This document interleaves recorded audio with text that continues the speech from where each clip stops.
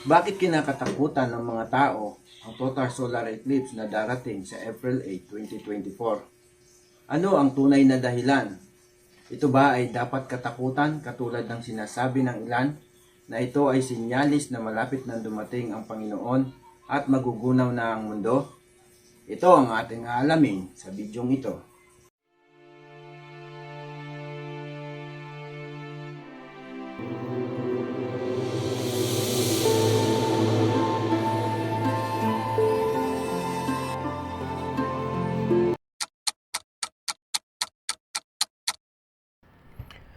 Ang total solar eclipse ay maraming beses nang nangyari sa ating mundo. Ano nga ba ang nangyayari kapag may solar eclipse? At ano ang ibig sabihin nito? Ang solar eclipse ay nangyayari kapag dumadaan ang buwan sa pagitan ng araw at ng ating mundo. Dahil dito, kung minsan ay nahaharangan ng buwan ang bahaging liwanag ng araw. Ito ang tinatawag na partial solar eclipse dahil hindi buo ang tinatakpan ng buwan. At kung minsan naman ay nahaharangan ng buwan ang buong liwanag ng araw. Total solar eclipse naman ang tawag dito. Kapag nangyayari ito, nagkakaroon ng anino ang buwan sa ating mundo. Kung kaya, wala tayong makikitang araw kahit nakatanghali ang tapat. Habang nangyayari ito, lumilikha ng projection ang anino ng buwan sa ating mundo habang umiikot ito. Path of totality naman ang tawag dito. Kaya ang lahat ng nadadaanan nito ay nagkakaroon ng kadiliman. Kasi nga, natatakpan ng buwan ang araw. Kaya ang partial at total solar eclipse ay normal na nangyayari sa ating mundo. Kaya ang mangyayari na total solar eclipse na darating sa April 8, 2024 ay walang koneksyon sa mga haka-haka ng mga tao na malapit nang magunaw ang mundo. Ang path of totality ay mangyayari sa bansang Mexico, United States at sa Canada. Magsisimula ito sa South Pacific Ocean. Bakit nga ba kinakatakutan ng mga tao ang magaganap na total solar eclipse sa darating na April 8, 2024? Marami kasi ang nakapansin na ang totality ay dadaan sa mga lugar na may pangalang Nineveh. Katulad ng lugar ng inutusan ng Diyos si Jonah na pumunta sa Nineveh upang bigyan ng babala na kung hindi sila magsisisi sa kanilang mga kasalanan ay gugunawin ng Diyos ang kanilang bayan. Kaya ang sabi ng ilan, ito ay isang babala na malapit na ang final judgment ng Panginoon. Kaya kailangan nilang tumalikod sa kanilang mga kasalanan at maglingkod sa Panginoong Diyos bago pa dumating ang final judgment ng Diyos. May mga nagsasabi naman na ito daw ay may kinalaman sa 3 days of darkness dahil ito daw ay magtatagal ng 3 araw na maaaring magsimula ang pagkawala ng internet kasabay na rin ang ilaw at tubig. Kaya ang haka-haka nila ay pwedeng magdilim sa buong mundo. Mayroong kasing propeta daw na nagprophesy na magkakaroon daw ng 3 araw na kadiliman.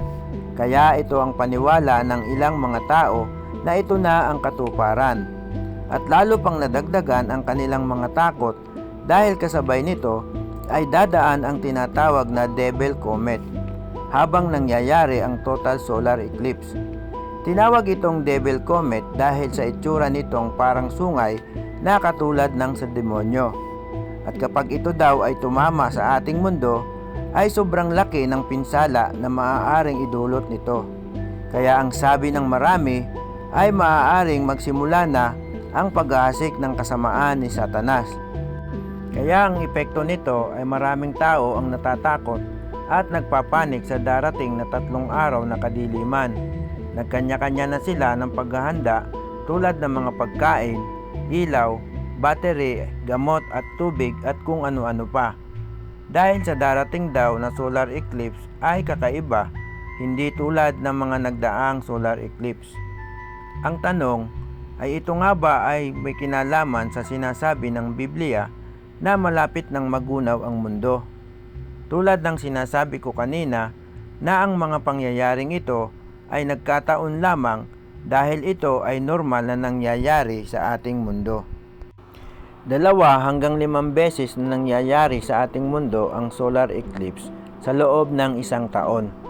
Kaya walang kakaiba sa darating na solar eclipse sa darating na April 8, 2024. Sadyang may mga tao lang na gumagawa ng maling impormasyon na lumilika ng takot sa mga tao. Pero wala tayong dapat ikatakot dahil ito ay normal lamang. Ang pagkonekta nila sa mga mangyayari dahil sa mga pangalang Nineve ay maling interpretasyon sa Biblia at lahat ng ito ay pawang mga tsuri lamang at walang katotohanan. Ang dapat nating paniwalaan ay ang Biblia. Nakasulat na dito ang lahat ng mangyayari sa darating na panahon. Kaya dapat natin itong basahin at ito ang paniwalaan at hindi ang mga taong naghahaka-haka lamang katulad na lamang ng 3 days of darkness. Ito ay walang katotohanan dahil hindi ito nakasulat sa Biblia. Tandaan natin na ang dapat lamang nating paniwalaan ay ang mga nakasulat sa Biblia. Kaya hindi dapat paghandaan at katakutan ang darating na solar eclipse sa darating na April 8, 2024. Ito ay saglit lamang na mangyayari sa ilang parte ng mundo. Kaya hindi totoong magkakaroon ng 3 days of darkness sa buong mundo. Ang dapat nating paghandaan ay ang pagdating ng ating Panginoong Hesukristo dahil ito ang utos na ibinigay sa atin. Kaya ang dapat nating gawin ay palaging manalangin na tayo ay patnubayan ng Diyos sa araw-araw ng ating pamumuhay. Dahil ito ang katotohanang may kinalaman sa Biblia. Dahil anumang oras ay pwedeng bumalik ang ating Panginoong Hesus upang tayo ay hatulan ayon sa ating mga ginawa.